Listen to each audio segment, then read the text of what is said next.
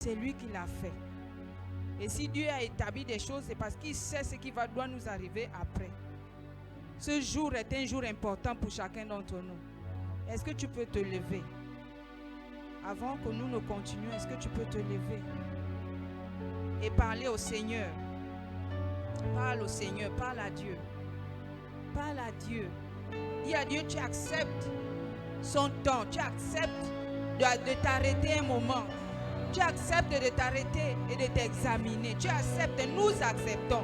J'accepte de m'arrêter et de m'examiner et de remettre tout à plat et d'enlever ce qu'il faut enlever. Seigneur, ce matin, nous te disons merci pour ta fête. Merci pour ces temps. Nous voulons dire merci, Seigneur. Nous voulons te présenter nos cœurs et nos pensées ce matin. Nous voulons dire, nous faisons plat. Tout fait plat dans nos cœurs. Nous décidons ce matin de ranger nos vies. De ranger nos vies avec toi, Jésus. De ranger nos vies, toi qui es mort à la croix pour nos péchés. Toi qui nous as délivrés du péché.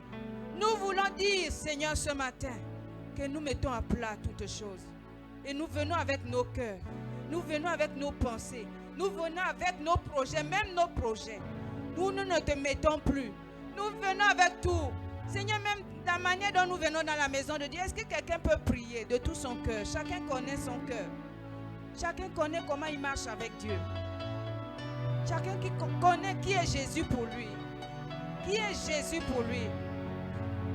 Élève ta voix et prie.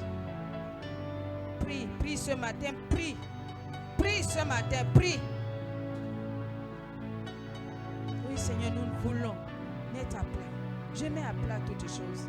Je vais examiner chaque détail, chaque coin de ma vie et recoin, même de ma maison. Pour te dire, Seigneur, je viens tout déposer. Je viens tout déposer à tes pieds pour que tu baptises une nouvelle personne. Oh, et que tu enlèves ce qui n'est pas bon. J'accepte de tout enlever. De tout enlever, Seigneur. La convoitise, les mauvaises pensées, les mauvais désirs, les mauvais... Seigneur, tout ce qui n'est pas de toi. Nous voulons tout enlever ce matin. Et dis, Seigneur, nous voulons rebâtir, repartir de zéro avec toi. Avec toi, Seigneur, avec ton sang qui nous a lavés. Avec ton sang. Oui, Seigneur, avec ton sang qui a lavé nos cœurs, qui a purifié nos cœurs. C'est avec ton sang que nous voulons traiter ce matin. Seigneur, avec ton sang. Oui, sors-nous de nos égarements. Sors-nous, Seigneur, de notre fausse confiance. Seigneur, la manière dont nous concevons notre vie chrétienne. Sors-nous de cette vie. Seigneur, sors-nous ce matin de cette vie d'hypocrisie. Seigneur, sors-nous ce matin. Afin que nous soyons vrais devant toi. Parce que rien n'est caché devant toi. Tu nous as dit rien n'est caché devant toi. Tout est à découvert et à nu. Nous ne voulons pas nous cacher ce matin. Nous voulons être vrais dans ta présence. Désormais, nous voulons être vrais. Qu'il en soit ainsi. Au nom de Jésus. Amen. Les chants, vous pouvez vous asseoir. Je rends grâce à Dieu ce matin de m'avoir fait grâce de me tenir devant le peuple de Dieu, par la grâce qu'il m'accorde au travers de ses serviteurs. Et je bénis le Seigneur pour le Saint-Esprit qui est là, qui est en train d'œuvrer dans ce culte. Que son nom seul soit glorifié. Alléluia. Nous allons continuer.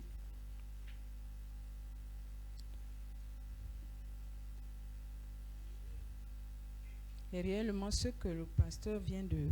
Son intervention n'est même pas loin de ce que Dieu a mis dans mon cœur.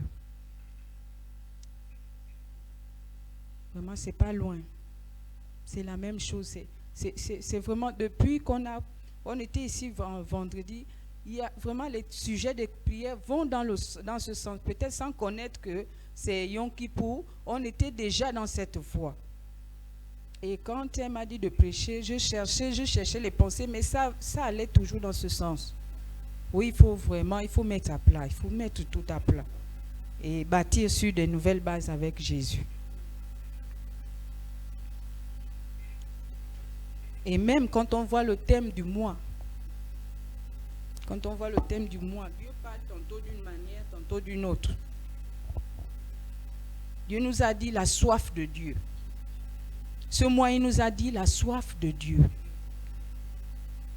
Donc, il y a plusieurs soifs. On peut avoir d'autres soifs. On peut avoir soif de plus d'amis, soif de plus paraître, soif de plus de stratégie qui nous camoufle, soif de plus de choses qui nous maintient dans les apparences, soif de plein de choses qui nous garde même dans la servitude du péché, qui nous garde, soif de tout. On peut avoir soif de tout, mais lui il dit ce mois la soif de Dieu. Et la soif de Dieu paraît véritablement. C'est la vérité. Quand quelqu'un cherche Dieu, a soif de Dieu, même les hommes peuvent voir que là, tu es en train de... Lui là, il cherche Dieu. Il n'y a pas d'apparence quand on cherche Dieu. Il n'y a pas d'apparence parce qu'on est vrai. On vient dans la maison de Dieu dans la vérité.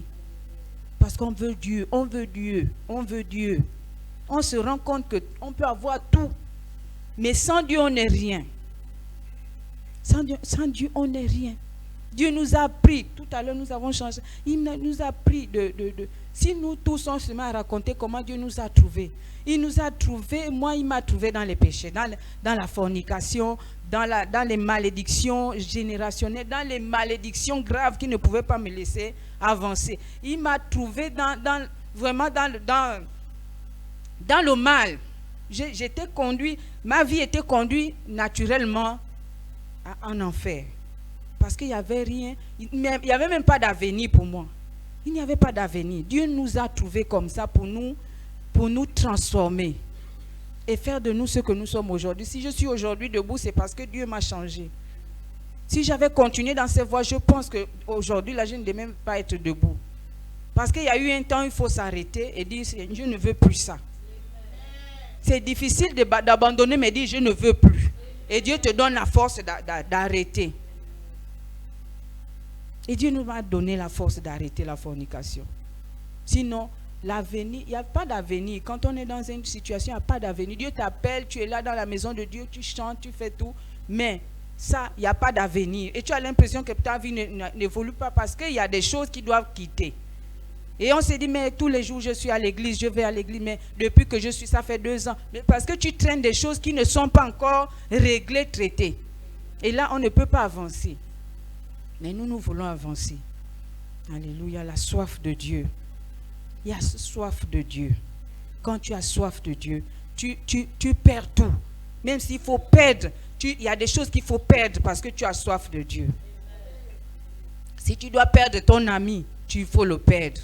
Si tu dois perdre tes compagnies, il faut les perdre. Parce que tu veux Dieu. Il y a des hommes qui ont décidé de tout perdre parce qu'ils avaient besoin de Dieu. Nous allons voir aussi ces exemples-là dans la Bible. On voit dans Genèse 39, versets 7 à 13, quelqu'un qui avait soif de Dieu. Il avait seulement besoin que de Dieu. On va le lire ensemble.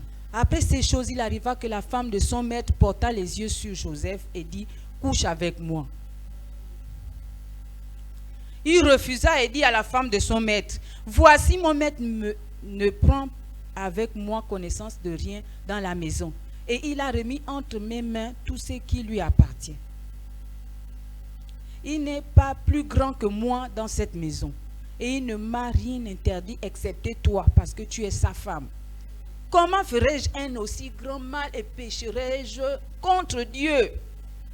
Retenons un peu ça avant de passer rapidement. On revient à 9. Comment ferais-je un aussi grand mal? Un aussi grand mal. Est-ce que les choses que nous faisons, nous voyons un peu que c'est grave? Est-ce que c'est un aussi grand mal? Est-ce que c'est devenu naturel de le faire? Mais lui, il a considéré que c'est un aussi grand mal. Il y avait personne qui les voyait, ils étaient à deux. Mais il a dit, comment ferais-je un aussi grand mal et pécherais-je contre Dieu? Donc en faisant ça, il ne pêche pas seulement contre lui-même, entre eux, mais il pêche contre Dieu. Il ne pêche pas contre son maître, mais contre Dieu. Et comme il ne veut pas pécher contre Dieu, alors il a refusé. On va continuer la lecture.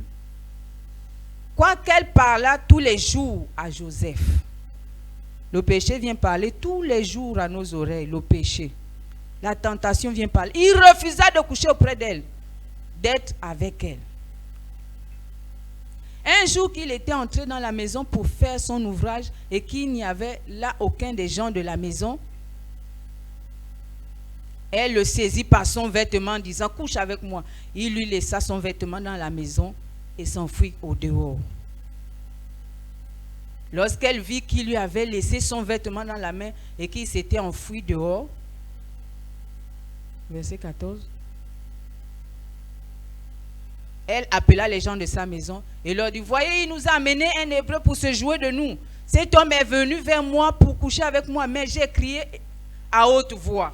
Même si après, ça se brouille, mais au moins lui, il a décidé de ne pas pécher contre Dieu. Il a décidé de ne pas pécher contre Dieu. Pourquoi? Parce qu'à la fin, s'il avait accepté, on ne devait pas parler de Joseph aujourd'hui. Ou bien on devait parler de lui, mais pas de cette façon. Où il a été vraiment une bénédiction pour tout Israël. S'il s'était arrêté, parce que sa vie devait s'arrêter là. Donc le plan de l'ennemi, c'est de nous amener dans des voies comme ça pour nous arrêter. Les bonnes choses sont en train d'arriver. Dieu nous a annoncé des bonnes choses. Il y a des bonnes choses qui sont en train d'arriver. Mais ce qu'il fait, c'est quoi? Si on n'arrête pas certaines choses maintenant, on ne pourra pas entrer.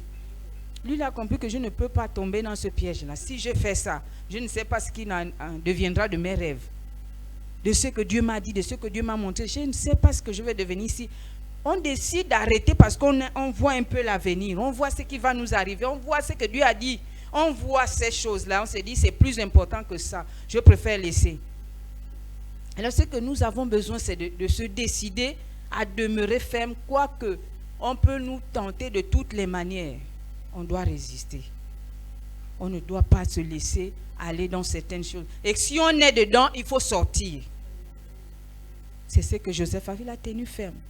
Et on va aussi voir quelqu'un d'autre. Luc 19, 1 à 9.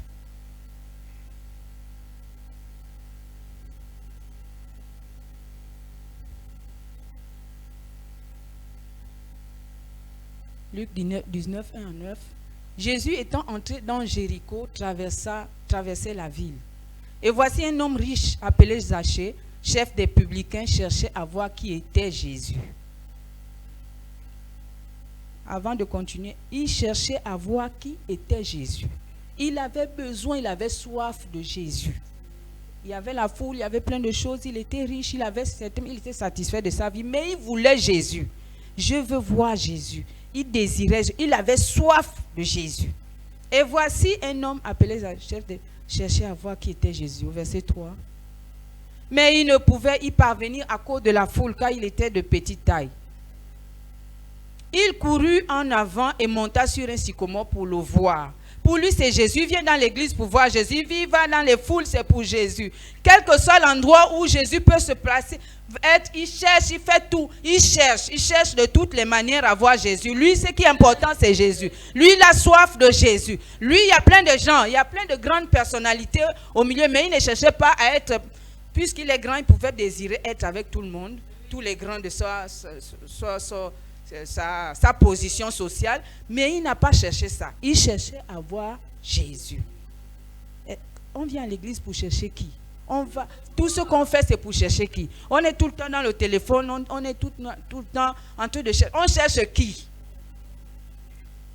Tu cherches qui? Je cherche qui? Lui cherchait Jésus. Il courut en enfant et monta sur un sycomore. C'est quand même ridicule, hein? Quand quelqu'un est de petite taille et puis bon, il commence à faire des choses un peu bizarres. Parce que lui, il s'est dit, même si les gens me voient en train de faire ça, moi au moins je veux voir Jésus. Et il a commencé à faire un truc ridicule pour voir Jésus. Parce qu'il devait passer par là. Jésus passe par ici. Il passe par l'église. En fait, la demeure de Jésus, c'est l'église. Lorsque Jésus fut arrivé à cet endroit, il leva les yeux et lui dit, Zachée, à toi de descendre, car il faut que je demeure aujourd'hui dans ta maison. Verset 6. Zachée, c'est à toi de descendre et le reçut avec joie parce qu'il cherchait Jésus. Quand il a combattu, quand Jésus l'a dit descends, je veux venir dans ta maison, il a reçu avec joie. Parce que pour lui, c'est Jésus qui compte. Pour toi et moi, c'est qui compte? Qu'est-ce qui fait notre joie? Qui fait ta joie? Parce que c'est la personne que tu cherches vraiment. Quand tu as soif, c'est que tu cherches une personne qui fait ta joie. Qu'est-ce qui fait ta joie? Qu'est-ce qui fait ma joie? Voyant cela, tous murmuraient et disaient, il est allé loger chez un homme pécheur. Vraiment, il ne s'occupait pas de ce que les gens pensaient de lui. Dimanche, le pasteur nous a parlé de l'homme, que Dieu cherche un homme. C'est personnel. Dieu cherche un. Ce n'est pas plusieurs. Dieu cherche une personne qui va chercher Dieu, qui va avoir soif de Dieu. Ce n'est pas quelque chose qu'on fait ensemble. Non, non. C'est toi seul qui dois chercher Dieu. Lui, il a cherché Dieu seul. Et les gens murmuraient autour. Il disait ce qu'il pensait, mais lui, il sait ce qu'il voulait. Il voulait Jésus, il voulait Dieu. Il est allé loger chez un homme pécheur, les gens racontaient à côté. Nous avons écouté ce matin. On n'est pas là pour raconter à elle cherche, qu'est-ce qu'elle cherche tous les jours. Pourquoi elle fait ça? Murmurer pour quelqu'un qui cherche Dieu. Ça, c'est vraiment pas bien. Lui, il est en train de chercher Dieu et d'autres sont là à côté pour dire que qu'est-ce qu'il cherche. Il est là, oh Jésus, il part dans la maison d'un pécheur. Est-ce que c'est ça le problème? C'est chercher Dieu qui est important. Mais Zachée se tenant devant le Seigneur, mais Zachée, il ne s'occupait pas de ceux qui parlent à côté. Mais Zachée se tenant devant le Seigneur, lui dit devant le Seigneur. Devant le Seigneur. Pour lui, c'est le Seigneur. Pour les autres qui murmurent, on ne sait pas qui est Jésus. Mais lui, c'est le Seigneur que je cherche. Je cherche le Seigneur. Je cherche le Seigneur. Quand je viens à l'église, c'est pour chercher le Seigneur. Tout ce que je fais, c'est pour chercher Dieu. Parce que j'ai soif de Dieu. Quand j'ai un peu de temps libre, c'est pour chercher Dieu. Quand je prie, c'est parce que je cherche Dieu. Quand j'ouvre la Bible, pour ceux qui ouvrent encore la Bible, quand j'ouvre la Bible tous les jours, quand je regarde la parole de Dieu, c'est parce que je cherche Jésus. Je ne cherche pas autre chose. Je cherche Jésus. Quand je viens à l'église, c'est pour chercher Jésus. Quand je sers dans les comités, c'est parce que je cherche Jésus. Mais Zachée se tenant devant le Seigneur lui dit, voici Seigneur, je donne aux pauvres la moitié de mes biens. Et si j'ai fait tort de quelque chose à quelqu'un, je lui rends le quadruple. Sa repentance a été naturelle. Jésus n'a même pas dit que non, repens-toi, toi tu es un pécheur, voilà ce que tu fais. Jésus ne l'a pas aligné ses péchés, mais lui-même, parce qu'il a cherché Jésus. Il voit que celui qui est devant moi est saint. Jésus est saint. La Bible dit qu'il est saint. Il est saint, il est sans péché. Alors quand il s'approche, lui-même il s'est approché de celui qui est saint. Et il a commencé à dire, il est saint, il vaut mieux que j'arrête avec ce que je fais souvent. Parce que je le cherche, il est mieux, il est préférable pour moi que j'arrête avec mes péchés. On ne l'a pas imposé les mains, lui-même il a arrêté. Il a dit, il vaut mieux que j'arrête. Je fais souvent. Et il s'est dit que lui voit tout, il sait tout. Il s'est dit, je me tiens devant le Seigneur de toute la terre. Donc rien n'est caché. C'est que je fais souvent, même Magou, il connaît, il voit. Il a vu, il voit. Parce qu'il est Dieu, il est le Seigneur. Le Seigneur voit tout, il sait tout. Donc lui s'approche de Jésus, il dit que non, je sais que tu sais ce que je fais. Donc je vais arrêter. Je ne fais plus ça, je ne vais plus faire ça. Je sais que tu sais. Je n'ai pas besoin de te dire. Je sais déjà que tu sais que là, moi, ma vie n'est pas bonne. Ce que je fais souvent, ce n'est pas bien. Donc aujourd'hui, comme tu es entré, je t'ai trouvé, j'arrête tout ça. Je mets tout à plat. Et c'est ce qu'il a fait. Voici, Seigneur, je donne aux pauvres la moitié de mes biens. Et si j'ai fait tort de quelque chose, je rends au centuple, au quadruple. Donc Zachée a décidé lui-même de faire la restitution. Il volait, il faisait plein de choses. Lui-même, il est venu faire la restitution parce qu'il a dit non, ça, je ne veux pas garder les choses que je fais souvent dans ma magouille. J'arrête tout ça parce que je t'ai trouvé, j'ai soif de toi. C'est de toi dont j'ai besoin. Alors tout ça, là, ça ne compte plus. J'arrête tout. C'est ce que Zachée a fait. C'est vraiment une bonne repentance, une bonne rencontre avec Jésus. La vérité vraie. Une rencontre vraie avec Jésus. Si on n'est pas encore arrivé là, c'est qu'on n'a pas encore connu Jésus comme il faut. Parce qu'il est saint. Notre Dieu est saint. Et j'ai fait tort. Je lui rends le quadruple. On continue. Jésus lui dit, le salut est entré aujourd'hui dans cette maison. Parce que celui-ci est aussi un fils d'Abraham. Le salut est entré. Donc le salut est entré à cet instant-là. Où il a tout laissé, le salut est entré. Donc tout le reste là, les délivrances, les maladies, certaines d'autres situations, ça sort facilement parce que le salut est entré. Jésus a dit, le salut est entré dans cette maison. Donc il y avait aussi d'autres situations dans la maison, mais le salut est entré. Le salut est entré. Le salut est entré. Il rentre, le salut entre déjà. Le fait qu'il rencontre Jésus lui-même, le fait qu'il ait fait cette démarche, le salut aussi a influencé sa maison. Donc il y a des choses qui résident dans nos maisons parce que le salut commence par là. Alléluia. Si on n'a pas encore vécu ça, c'est qu'on n'a pas encore vécu véritablement le salut comme il se doit. Parce que celui-ci est aussi un fils d'Abraham.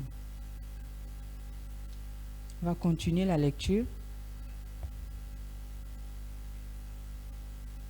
Ah oui, excusez-moi, on s'arrête là. Le salut est entré. Le salut, qui a envie que le salut entre dans sa maison? Le salut, la délivrance, la prospérité, tout ce que Dieu, vraiment la restauration, la restitution, toutes ces choses, c'est là où ça commence là. Le salut est entré, il a dit non, j'arrête tout. Tout ce que je faisais, même magouille, là, j'arrête. C'est là, le véritable salut entre là. Mais si on n'a pas encore fait ça, le salut n'est pas encore. On est dans une sorte de religion, mais pas en Jésus comme il faut. On va à l'église, on revient, on fait tout, mais on n'est pas encore arrivé là. C'est là la vérité. Et sa vie est devenue différente. Certainement que sa vie n'était plus jamais la même. On a vu en lui quelqu'un qui s'est vraiment converti. Alléluia. Il s'est véritablement converti. Dieu a besoin de personnes qui se convertissent. Alléluia. Qui changent de vie. Il n'a pas besoin de faire des gens qui font le nombre. Il veut des personnes converties. Complètement délivrées de leurs péchés. Ils confessent eux-mêmes leurs péchés, disent que c'est comme ça que je vis. Il n'a pas besoin qu'on le lui rappelle. Il vient chez Dieu lui-même, il dit, Seigneur, c'est comme ça, moi je suis comme ça. Il est vrai avec Dieu.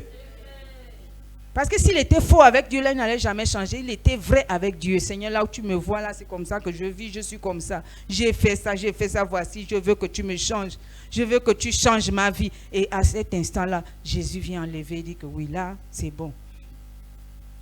On voit aussi Simon, qui est devenu Pierre, il a fait la même chose. Il a vu le miracle de Jésus, il dit que je suis un homme pécheur. Oh, Seigneur, retire-toi de moi. Jésus a changé sa vie. À cet instant-là, il est devenu une autre personne. Il dit, désormais, tu seras pécheur d'homme. J'enlève ça, j'enlève ce que tu faisais là, ce que tu n'étais pas capable. J'enlève, je te lave. C'est là où commence notre vraie vie avec Jésus. C'est cela la soif de Dieu, parce qu'on veut changer. On ne veut pas être le même. Ici, là, on a une parole qui est là. Dieu t'aime, mais il t'aime tellement pour ne pas te laisser tel que tu es. Donc, Dieu veut qu'on change. Dieu veut transformer nos vies. Et ce sont ces choses-là qui doivent sortir de nos vies pour que nous soyons différents. Alléluia. Et ce qu'il a promis va se matérialiser.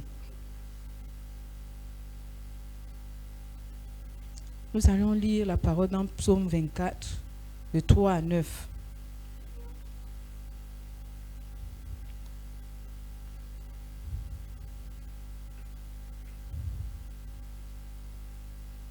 Psaume 24, de 3 à 9. Qui pourra monter à la montagne de l'Éternel? Qui s'élèvera jusqu'à son lieu saint? Celui qui a les mains innocentes et le cœur pur. Celui qui ne livre pas son âme au mensonge et qui ne jure pas pour tromper. Il obtiendra la bénédiction de l'Éternel, la miséricorde du Dieu de son salut. Il obtiendra la bénédiction. Il obtiendra la bénédiction de l'Éternel. Il obtiendra donc, il y a des bonnes choses. Il dit, il obtiendra la bénédiction. Celui-là qui fait ça, il obtient quelque chose, la bénédiction. la miséricorde du Dieu de son salut. Verset 6. Voilà le partage de la génération qu'il invoque, de ceux qui cherchent ta face, Dieu de Jacob. Donc de ceux qui ont soif de Dieu, voici leur partage. Voici le partage. Le partage de ceux qui cherchent Dieu, qui veulent se tenir devant la présence de Dieu. Le Seigneur nous a rappelé que Jésus revient bientôt. Mais qui va se tenir devant Dieu si on n'a pas mis en pratique ces choses? Qui va se tenir devant Dieu? On ne va pas se tenir devant Dieu n'importe comment. C'est un roi, c'est le roi de toute la terre. On ne se tient pas devant lui comme ça. Il faut vraiment pratiquer ce qu'il dit. On va reprendre la parole, verset 1. Qui pourra monter à la montagne de l'Éternel? Qui s'élèvera jusqu'à son lieu saint? Parce que Dieu est saint. Celui qui a les mains innocentes et le cœur pur. Les mains innocentes et le cœur pur. C'est possible.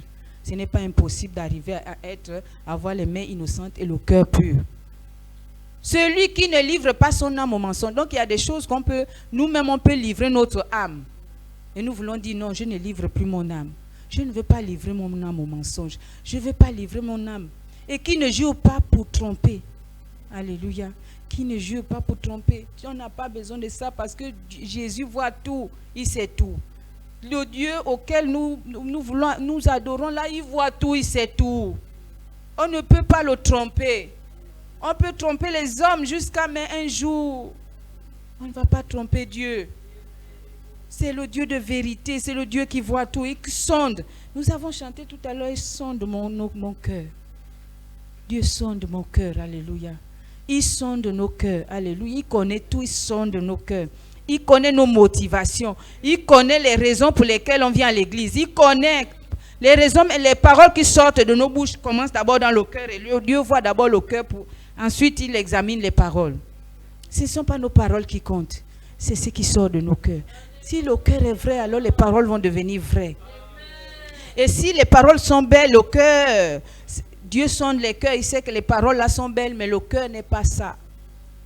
Il y a une grande différence entre ce qui sort de la bouche et ce qui est dans le cœur. Et ça ne doit pas être comme ça.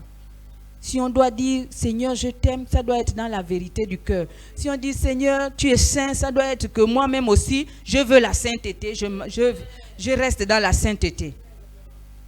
Parce qu'on a un Dieu vrai. Un Dieu qui voit tout. Le danger, c'est ça. Parce qu'on peut se mentir qu'on ne me voit pas. Là où j'ai fait, là, personne ne me voit. Ce que j'ai vu là, bon, personne ne me voit. Mais lui, il voit tout. Il sait là où tu vas t'arrêter. Il sait là où ça va se... Tu vas t'arrêter. Il sait. Et il ne veut pas te livrer à ça. Il veut que tu changes aujourd'hui. Il veut que nous changeons. Parce qu'il sait là où ça va mener. Là où ça mène. Il connaît là où ça va aboutir. C'est pourquoi il dit qu'il faut arrêter ça. Tu ne fais pas ça pour moi parce que moi je suis saint. Dieu dit que tu ne fais pas ça pour lui parce que lui il est saint. Donc nous faisons ça pour nous-mêmes. Parce que nous avons besoin de marcher dans la sainteté. Nous avons besoin d'avoir la vraie bénédiction. Alléluia. Nous avons besoin de vivre les choses qu'il nous a annoncées, qu'il doit faire. Dieu est au point de faire des grandes choses, ça c'est sûr. Dieu est au point de nous amener des bonnes choses. Dieu est au point de nous bénir. Ce qu'il est en train de faire dans le pays là, c'est pour nous faire du bien. Mais il ne veut pas qu'on rentre dans ce bien-là. Supposons que tu n'as pas fait ce travail-là de Yom Kippour. Et qu'on te donne un grain, tu te retrouves dans une bonne position. Et puis voilà, ta vie a changé. Est-ce que Dieu sera encore important pour toi? Donc il est mieux de commencer à changer ici. Parce que quand Dieu va bénir, Dieu va ouvrir des grandes portes. Tu seras toujours dans la soif de Dieu. Ces choses-là vont te servir pour servir Dieu. Si on ne se prépare pas maintenant, si on ne prépare pas son cœur, les bénédictions là vont se transformer en malédictions. Et on va perdre notre âme à cause d'une bénédiction. Parce qu'on n'aura pas d'abord préparé notre cœur. Et Dieu veut que nous préparons notre cœur dans la sainteté. Dieu veut que nous revenons à ces valeurs-là. Dieu veut que nous revenons, nous tous, à ces valeurs, de revenir, ramener nos cœurs, ramener nos pensées à lui seul, à centrer nos cœurs, centrer sur lui seul. Il veut que nous centrons nos pensées, nos cœurs sur lui. Quand on sera béni, ça va servir pour Dieu. Ça ne va pas perdre notre âme. On ne va pas devenir autre chose. Parce qu'on est déjà dans la voie de Dieu. Alléluia. Oui, il faut vraiment travailler. Il faut travailler nos cœurs. Alléluia. On va continuer notre méditation. Josué 3, 5.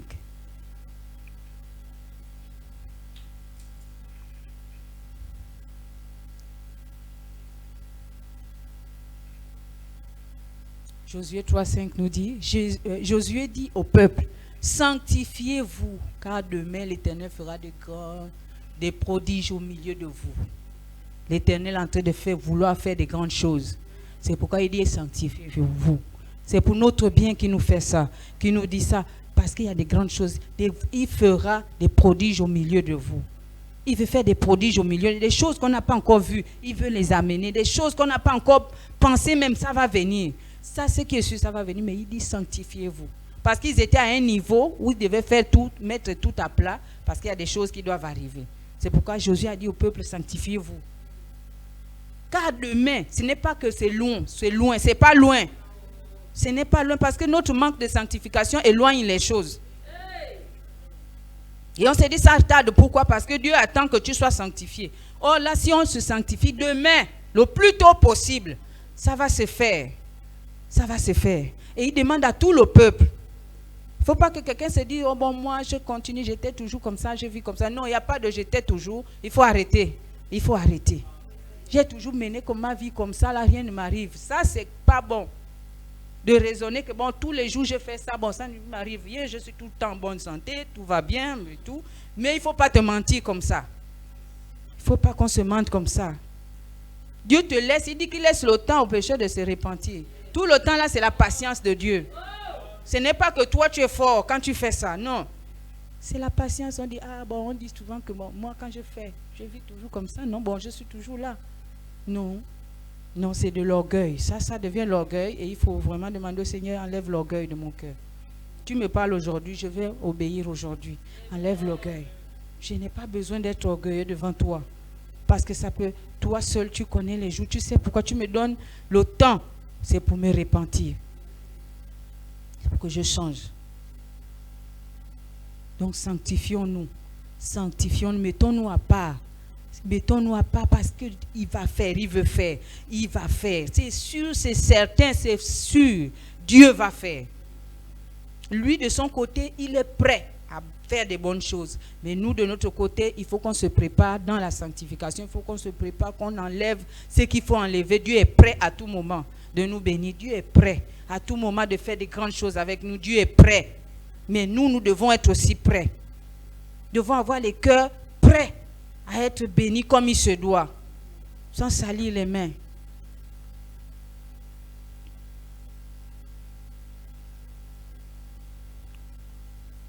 Josué 24. Avant d'aller à Josué 24, on va aller dans Genèse 4, 7. C'est le conseil que Dieu donne à Caïn. C'est la dernière partie là qu'on va prendre. Certainement, si tu agis bien, tu relèveras ton visage. Et si tu agis mal, le péché se couche à la porte. Et ses désirs se portent vers toi. Mais toi, domine sur lui. Certainement, si tu agis bien. Donc ici, Dieu conseille, il nous conseille que le péché se couche, on peut dominer. Donc on peut mettre fin à ça. On peut mettre fin, on peut dominer. C'est important, il faut savoir que tu peux dominer tout ce qui veut, le péché qui veut te dominer. On peut dominer. Il dit le péché se couche à ta porte. Donc on aura toujours affaire au péché, mais on doit dominer. On aura toujours affaire à la tentation, mais il faut dominer. On est capable, en Christ, on est capable de dominer. Alléluia, on est capable. On peut se tenir sans toutes ces choses. On a l'aide du Saint-Esprit. On peut sortir de toutes ces choses. On peut sortir. Il n'y a pas quelque chose de trop dur pour Dieu. Il n'y a pas un cœur trop dur pour être changé. Il n'y a pas un péché trop difficile à quitter. Il n'y a pas une situation trop dure. S'il dit domine, c'est que tu as la capacité de dominer. Et tu as la force en Jésus-Christ de dominer, d'arrêter. Si c'est les murmures, on peut arrêter les murmures. Si c'est les quoi? Si c'est les critiques, on peut arrêter ça. On peut décider que j'arrête, c'est fini, je ne veux plus. C'est fini. On peut mettre fin. Alléluia. Tu peux mettre fin. Ce n'est pas difficile. Ce que Dieu nous demande de faire n'est pas compliqué pour nous. On peut le mettre fin, on peut dominer. Parce que c'est quand on vit, donc quand on laisse le péché nous dominer, il ouvre les portes au diable. Ce qui fait que le diable trouve en cela la capacité de venir voler, égorger et détruire. Lui, il utilise le péché, la tentation pour nous vider de tout ce qui est bon chez nous. Et c'est ce qu'il a toujours fait. Il n'est pas fort, mais il a la ruse de placer la tentation. Quand tu tombes, il vient te vider. Il vient t'enlever ce qui était bien chez toi. Si tu chantais bien, tu ne vas plus chanter bien. Si tu servais bien, tu ne vas plus servir bien parce que le diable est venu voler. Il est venu voler ce que tu savais bien faire. C'est ce qu'il fait, c'est un voleur. Donc il vient voler les capacités que Dieu nous a données. Il vient nous affaiblir. Il vient nous rendre faibles. Quand tu as péché, je vous assure, je sais de quoi je parle. Quand tu as péché, tu affaiblis. Même les petites choses qu'on dit de faire là, si on dit louons le Seigneur, même un chant facile à chanter, tu as du mal à chanter parce que c'est comme ça, parce que le péché vient voler ce qui est bien. Ce que tu as là, c'est bien. C'est bon. Satan a toujours été envieux. Il veut voler. Parce que quand il te voit, tu es une gloire, tu es la gloire de Dieu. Tu es la gloire de Dieu, tu as été créé à la perfection. C'est que lui n'a pas eu. La manière dont Dieu nous a créés, il nous a créés à son image, à sa ressemblance, on ressemble à Dieu. Donc il nous envie. Donc pour nous atteindre, il amène le péché pour que quand tu vas faire ça, il va venir voler. Ce que tu savais faire, qui est bien. Comment tu étais belle. Comment tu étais vraiment, tu avais la joie de vivre, tu étais une jeune fille heureuse et joyeuse et tout. Après, c'est le silence, on ne sait plus parce qu'il est venu voler.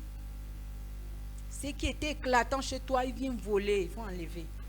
Lui, son travail, c'est de voler. C'est de nous dépouiller, c'est nous rendre faibles. Et quand il a fait ça, alors il peut t'envoyer les maladies. Il peut t'envoyer des choses, il peut placer des choses. En fait, tu deviens faible. Tu n'as plus de force. Ce qu'on dit, c'est prouvé, c'est vécu. Et en même temps aussi, on voit comment il y a un juge là qui était très fort, qui était bien. Il avait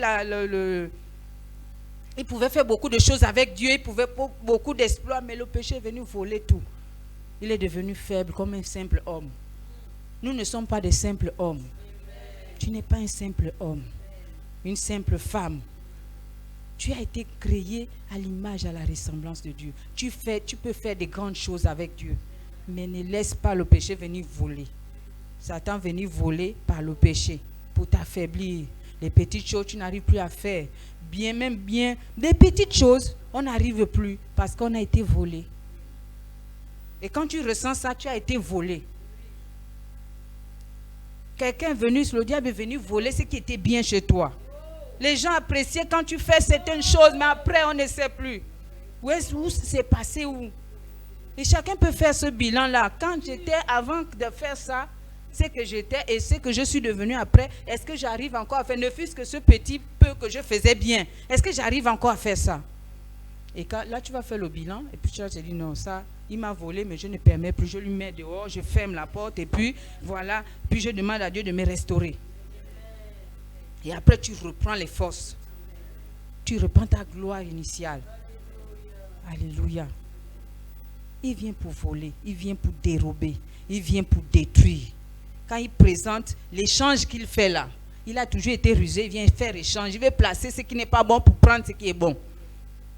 Et quand il a réussi à faire ça, alors, on n'est plus vraiment, c'est quoi? Loue un peu. Même se tenir debout devant la présence de Dieu, tu es jeune.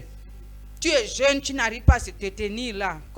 Il faut qu'on dise que les gens disent, levons-nous, levez les mains.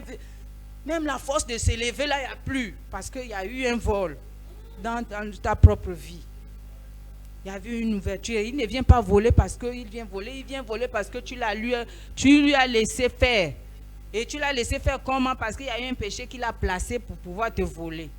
Il n'a pas le pouvoir sur nous, mais c'est nous qui lui donnons l'occasion. Nous-mêmes, nous ne devons plus donner l'occasion à l'ennemi de nous voler. Ne donne plus l'occasion à l'ennemi. Ferme les portes ce matin. Ferme les portes. Ferme les portes que tu as ouvertes par ce moyen. Ferme les portes. Ferme les portes. Fais sortir ce que lui il a placé et ferme les portes pour qu'il n'entre plus dans ta vie, dans ta maison. Ferme les portes. Ferme toutes les portes au nom de Jésus. Ferme les portes ce matin. Ferme les portes. Ferme les portes. Et Dieu va te restaurer. Et Dieu va ramener ce qui était glorieux dans ta vie. Dieu va ramener les bonnes choses qu'il avait mis dans ta vie. Dieu va ramener la gloire initiale, la manière de chanter, la manière de servir, la manière de louer, la manière de servir, la manière de prier, la manière de donner même. Oui, la manière de servir. La gloire va revenir. La gloire va revenir. La gloire va revenir, il va encore te revêtir. Dieu va encore te revêtir. Si tu as fait sortir ce qu'il faut faire et fermer les portes, Dieu va te revêtir. Et tu vas garder les portes fermées. Avec le diable, il faut garder les portes fermées. Et la meilleure façon de garder les portes fermées, c'est de ne pas céder à la tentation. Quand Dieu parle des démons, il dit qu'il faut les chasser. Mais quand Dieu parle du diable, il dit de le résister. Il dit résister au diable et il fuira loin de vous. Comment résister? C'est de laisser les portes fermées. Il te tente de toutes les manières. Il dit il faut faire la fornication un peu. Toi, jeune fille, il faut un peu faire comme tous les autres. Tu fais seulement un peu. Mais quand tu vas faire un peu là, c'est là il va rentrer. Après, tu vas te sentir, oh, mais je n'arrive plus. Même me lever à 6 heures pour prier là, c'est difficile. Je n'arrive même plus à prier. C'est parce qu'on a laissé. On peut le résister. Et dans la vérité, une fois qu'on a commencé à... Si tu es faible dans un domaine, confesse cela, demande à ton frère de t'aider. Celui qui est fort, la Bible dit que celui qui est fort, les forts soutiennent les faibles. Mais si tu es tenté et que tu ne parles jamais de ça, tu vis ça seul, c'est difficile. Mais il faut dire, ah, là, en ce moment, nous parlons de la vérité. En ce moment, je sens que vraiment, il y a quelqu'un là qui m'embête depuis un temps là. Quand tu vas parler, l'autre va prier pour toi et ça, il va briser ça. Et les portes ne vont pas s'ouvrir. Et tu vas garder ta gloire. Tu vas servir toujours de manière glorieuse. Tu vas garder ta gloire. Dieu nous a créés glorieux. En Jésus-Christ, nous a revêtus de gloire. Sa gloire. Donc le Saint-Esprit qui nous a donné met la gloire sur nos vies. Et tout ce que nous faisons, c'est glorieux. Mais quand le diable vient, il vient voler. Il vient voler par ses ruses. Mais nous n'allons pas lui laisser ruser. Nous n'allons plus le faire. Tu ne vas plus le faire, tu vas fermer les portes. Et celui qui ne t'a pas encore épousé, tu fermes les portes. Il faut fermer les portes. Vous n'êtes pas encore marié, ferme les portes. Parce que par ce moyen-là, il vient voler. Le diable vient voler. Il vient voler.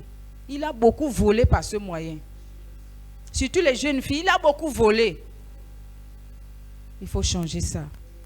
Dès que tu gardes, tu reprends ta gloire. Et Dieu va t'introduire dans les bonnes choses. Oui, Dieu va t'introduire. Dieu va t'introduire. Dieu va t'introduire comme il a introduit Ruth. Il va t'introduire parce que Ruth avait fermé toutes les portes. Ruth n'avait pas un copain.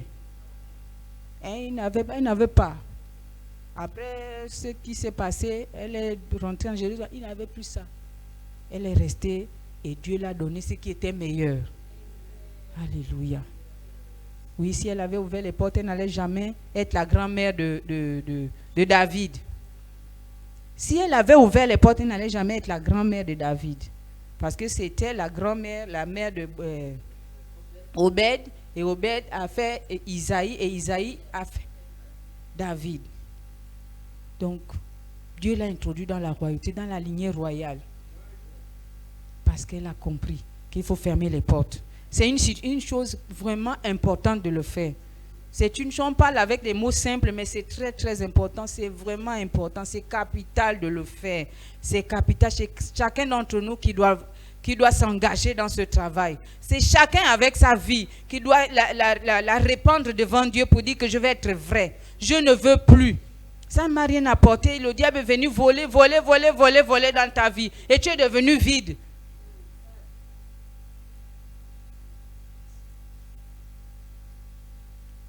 Même les jeunes garçons, il faut faire attention à la boisson, on veut tout goûter. Il ne faut pas tout goûter.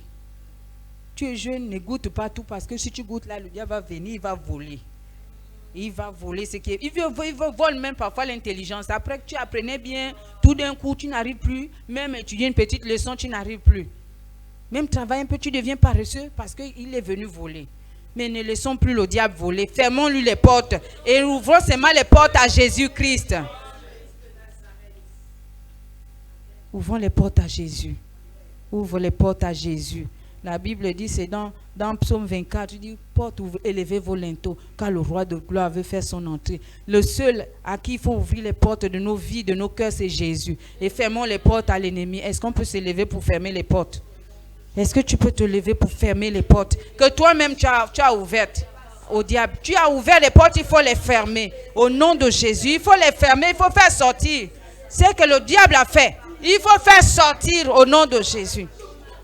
Fais sortir au nom de Jésus toutes les portes que tu fais sortir. Fais sortir ce qui n'existait pas au début. Je fais sortir au nom de Jésus. Tout ce que, au nom de Jésus, je vais mettre dehors dans ma vie. Hors de ma vie. Tout ce que l'ennemi a sémé dans mon cœur. Tout ce qu'il est venu s'aimer. Toutes ces semences sortent au nom de Jésus. Au nom de Jésus. Au nom de Jésus. Oh, je viens faire sortir. Au nom de Jésus. Et je viens faire sortir. Et l'impureté, le mensonge, l'immoralité. Je viens faire sortir l'immoralité, la convoitise des yeux et de la chair. Je viens faire sortir au nom de Jésus. La convoitise des pensées. Au nom de Jésus. Les critiques et les murmures.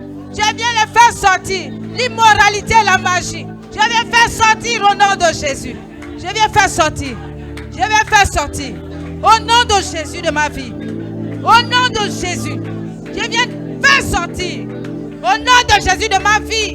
Même de ma maison. Ce qui n'a pas, ce que Dieu, ce que j'ai permis à l'ennemi de venir déposer. Je fais sortir. Au nom de Jésus. Au nom de Jésus. Et je ferme les portes à l'ennemi. Je ferme les portes. Je ferme les portes au nom de Jésus. Je ferme les portes que j'ai ouvertes. Je ferme les portes au nom de Jésus. Au nom de Jésus. Je ferme toutes les portes. Au nom de Jésus, toutes les portes sont fermées. Fermées au nom de Jésus. Fermées. Fermées. Fermées. Fermées au nom de Jésus. Jésus a dit une parabole. Il a dit une maison. Quelqu'un qui avait meublé sa maison, il avait fait sortir le diable comme on fait là. Il a meublé toute la maison et bien le diable est sorti pour aller chercher encore d'autres esprits. Mais quand il va venir, tout est fermé. Ne lui laisse plus entrer en quoi que ce soit. Ni les pensées, ni quoi que ce soit. Tu mets un terme à tout ça là. Et les portes sont fermées. Et le seul qui a accès à ton cœur, c'est Jésus-Christ. À ton intimité, c'est Jésus-Christ. Oui, invite Jésus dans ton intimité. Invite Jésus. Oh, invite Jésus. Seigneur, entre dans mon intimité. Entre dans mon intimité. Entre dans mon secret. Entre dans mon cœur. Jésus, entre. Les portes te sont ouvertes pour que toi seul tu entres et que tu règnes maintenant et à jamais. Entre dans mon cœur. Sois le seul. Oh Seigneur, qui entre dans mon cœur. Qui entre dans mon intimité. Oui, Seigneur. Afin que je connaisse ta véritable adoration. Qu'il en soit ainsi, dès maintenant et à jamais. Au nom de Jésus, nous avons prié. Amen.